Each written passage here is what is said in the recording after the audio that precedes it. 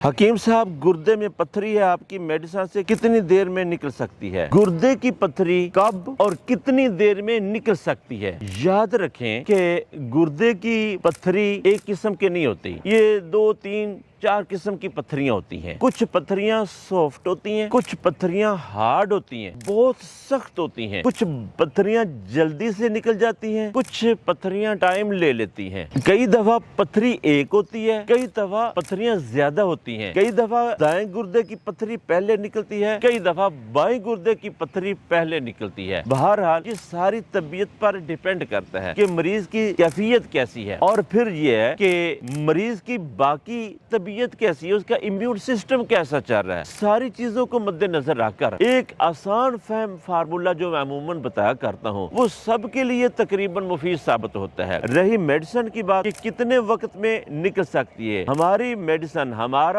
جو فارمولہ ہوتا ہے، اس حوالے سے اس کی پہلی ڈوز ہی یہ کام کرنا شروع کر دیتی ہے۔ گردے کے اندر جب اس کا اثر پہنچتا ہے تو پتھری بالکل سافٹ موم کی طرح نرم ہو کر نکلنے کی کوشش میں ہوتی ہے، حال بین نالیوں کی طرف اس کا اثر جانا شروع ہو جاتا ہے۔ کئی دفعہ گردوں اور مثانے کی نالیوں کے اندر آ کے رک جاتی ہے۔